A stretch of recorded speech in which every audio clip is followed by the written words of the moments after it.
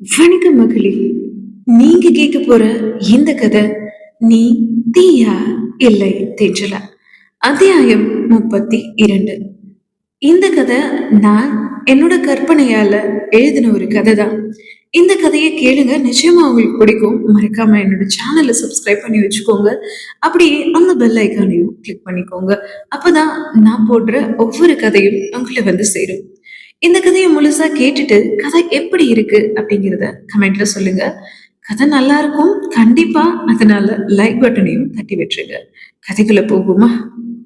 இவன் என்ன இப்படி நடந்துக்கிறான்? இவனுக்கு என்ன பிரச்சனையா இருக்கும்? வாசு நாட்ட கேட்டா எல்லாம் சொல்லுவான். பட் அவனை பத்தி நீ ஏன் கேக்குற அப்படின்னு கேட்பானே. இவன் என்ன பண்ணலாம்?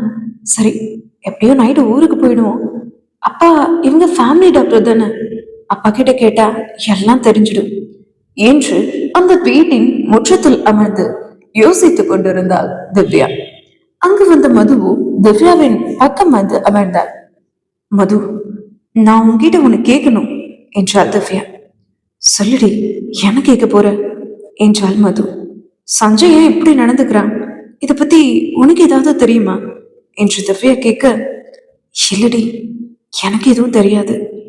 ஆனா சஞ்சயை பார்த்தா ரொம்ப பாவமா இருக்குடி என்று மது சொல்ல, ம், ஆமா, ரொம்ப கஷ்டமா இருக்குடி என்றாள் திவ்யா.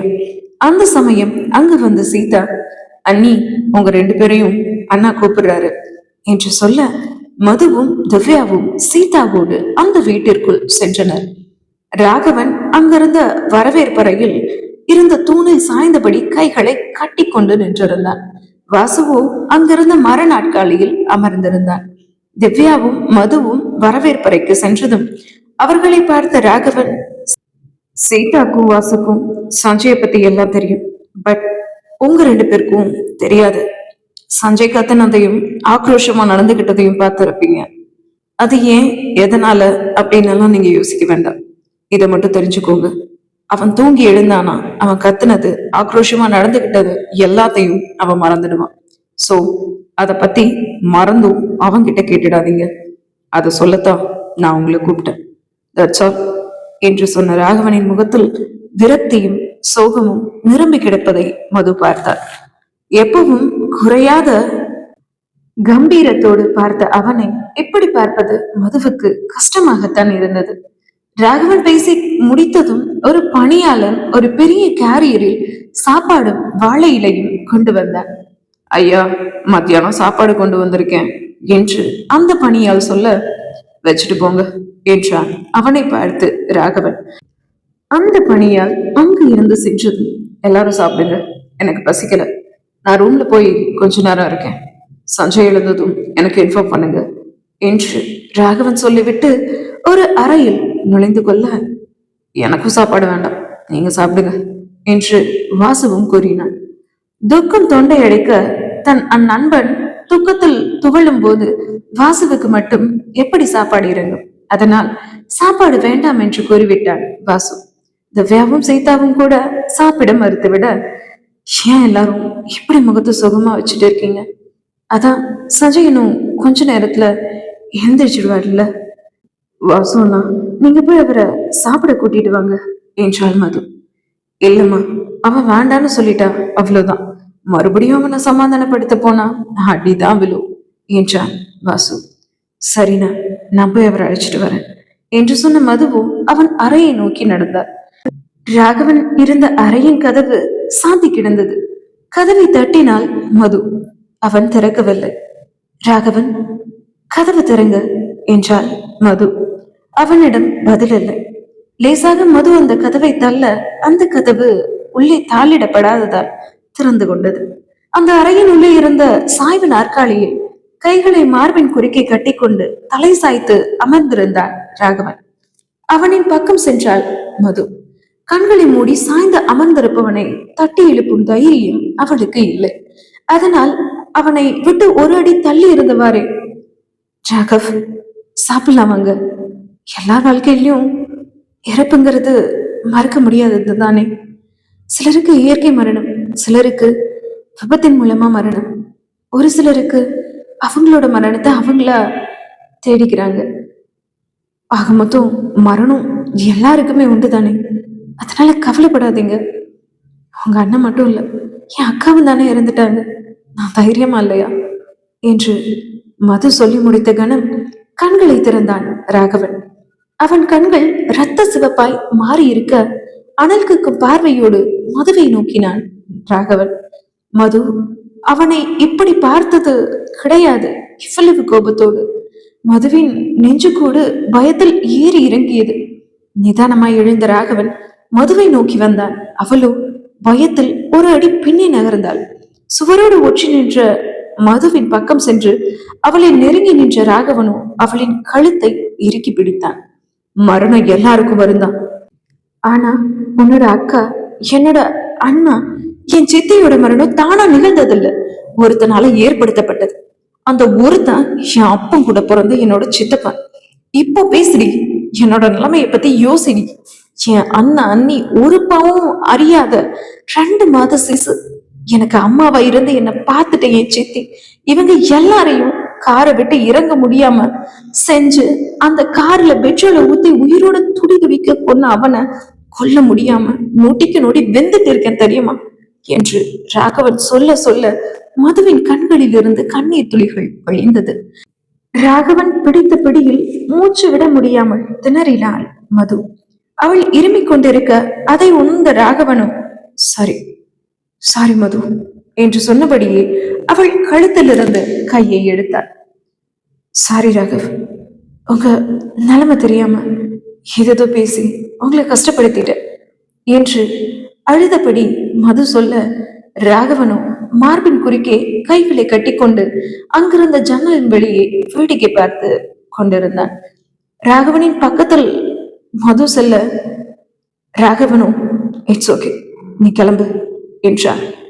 ராகவனின் பக்கம் நின்றிருந்த மதுவோ ராகவனின் கண்களை நோக்கினார். அந்த கண்களில் அத்தனை வழிகள். அந்த வழிகளை இறக்கி வைக்க யாரும் இல்லாமல் உள்ளுக்குள்ளேயே தேக்கி வைத்திருக்கிறான் என்பது அவனது பார்வையில் அறிந்து கொண்டாள் மது.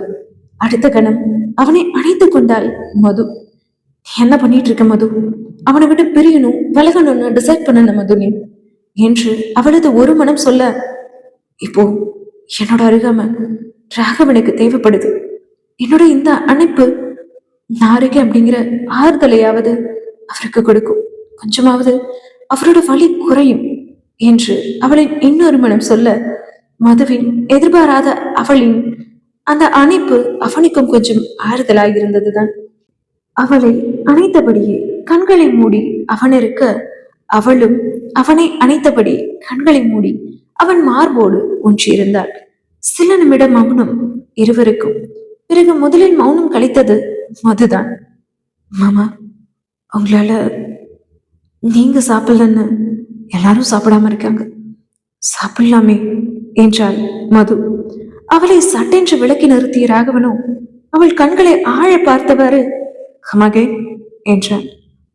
சாப்பிட வாங்க, உங்களுக்காக எல்லாரும் சாப்பிடாம இருக்காங்க என்றாள் மது திரும்பவும். இல்ல இல்ல, நீ இப்படி சொல்லல, சரியா சொல்லு என்று ராகவனிடம் மாமா சாப்பிட வாங்க என்று கூறிவிட்டு அந்த அறையை விட்டு வெளியே சென்று விட்டாள் மது.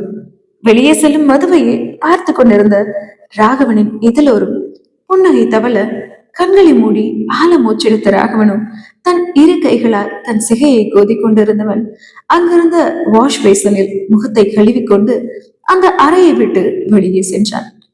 முதலில் மது வர அவனின் பின்னாலேயே ராகவனும் வர அவனின் முகத்தில் முன்பிருந்த கோபமோ கவலையோ இப்போது இல்லை என்பதை பார்த்த வாசுவோ மதுவின் பக்கத்தில் சென்று, ஒன்னு மாதிரி ஒரு பொண்ணு என் நண்பன் கூட இருந்தா அவன் லைஃப்ல எப்போதும் சந்தோஷமா இருப்பாமா என்று கூறினான்.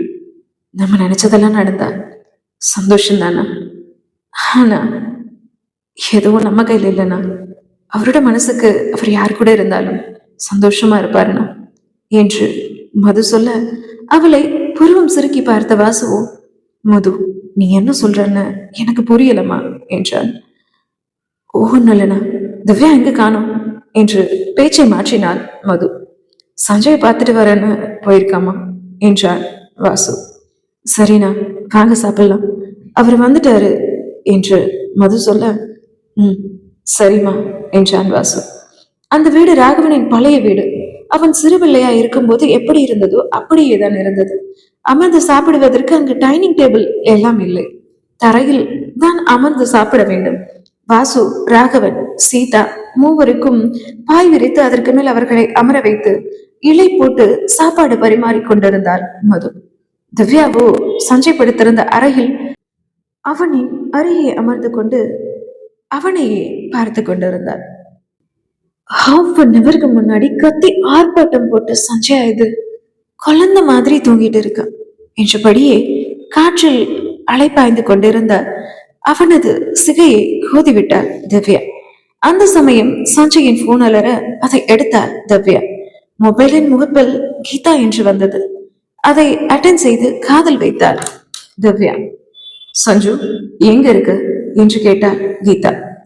அவன் எங்கேயோ இருக்கான், இவளுக்கு என்ன என்று நினைத்த திவ்யாவோ சஞ்சய கூட தான் இருக்கான் என்றாள்.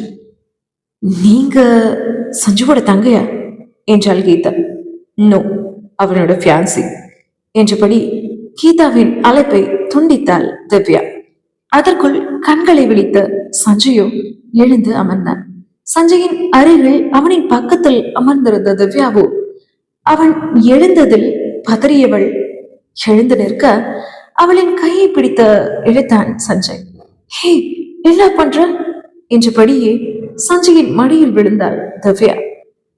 தன் பெண்ணை ஒரு கையை ஊன்றி இன்னொரு கையால் அவளின் இடையை பிடித்து தாங்கிக் கொண்டிருந்த சஞ்சயும், யாரையில நீ என்ன பண்ற என்று புருவம் உயர்த்தி அவளிடம் கேட்க, சும்மா அதை பார்த்துட்டு போலான்னு வந்தேன் என்று திவ்யா சொல்ல, நீ அபார்ட்மெண்ட்ல இருக்கிற நேரம் தவிர எல்லா நேரமும் என் கூட தான் இருக்கு. ஐ மீன் என் ஆஃபீஸ்ல என்ன பார்த்துட்டே தான் இருக்கு.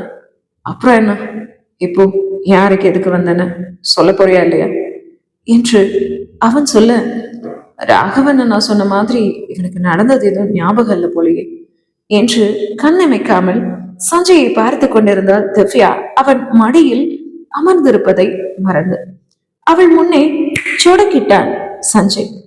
சட்டென தன்னிலை உணர்ந்த திவ்யாவோ அவன் மடியிலிருந்து எழுந்தாள். இப்போ எதுக்கு என் அறைக்கு வந்தன சொல்ல போறியா இல்லையா என்று கேட்டான் சஞ்சய். இல்ல, நீ தூங்கிட்டு இருந்தியே, உனக்கு பசிக்குமே, சாப்பிட எழுப்பலான்னு வந்தேன்.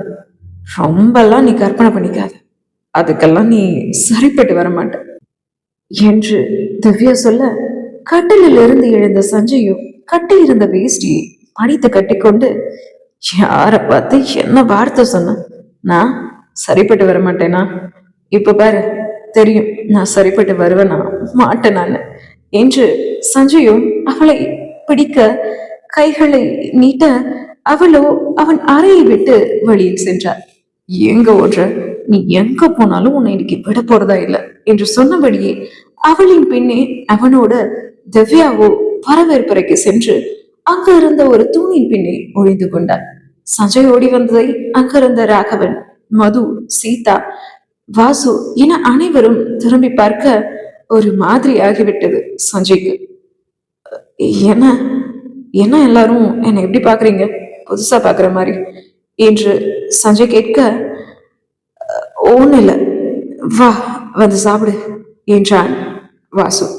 பசிக்கல மாம்ஸ் என்றான் சஞ்சய். அதெல்லாம் பசிக்குண்டா, மார்னிங் சாப்பிட்டது, வந்து சாப்பிடு என்று வாசு சொல்ல, வரேன் என்றபடி திவ்யாவை தேடினான் சஞ்சய். திவ்யா தூணின் பின்னால் மறைந்திருந்தது சஞ்சய்க்கு நன்றாக தெரிந்தது. அந்த தூணின் பக்கமாய் சென்ற சஞ்சயோ அவள் எதிர்பாராத நேரத்தில் அவளின் இடையே கில்ல அவளோ வென்று கத்தினாள். அதை எதுவும் கண்டுகொள்ளாதவனாக வாசுவின் பக்கம் சென்று அமர்ந்தான் சஞ்சய். ஏனம்மா, என்னங்க சத்தம் என்று வாசு கேட்க, நத்திங்னா ஒண்ணு இல்லை என்றபடியே மதுவின் பக்கம் வந்து நின்றாள் திவ்யா. தூணின் பின்னே ஒழிந்த திவ்யாவையும் அவளை சீண்டிய சஞ்சயையும் மது பார்த்து விட்டார். இவங்களுக்குள்ள என்னமோ இருக்குது போல என்று மது யோசிக்க, சஞ்சயை முறைத்தவாறே அவனுக்கு சாப்பாடு பரிமாறி கொண்டிருந்தாள் திவ்யா. இனி என்னெல்லாம் நடக்க போகுது நீதியா இல்லை தென்றலால அப்படின்னு அடுத்த அத்தியாயத்துல பார்ப்போம். நன்றி, வணக்கம்.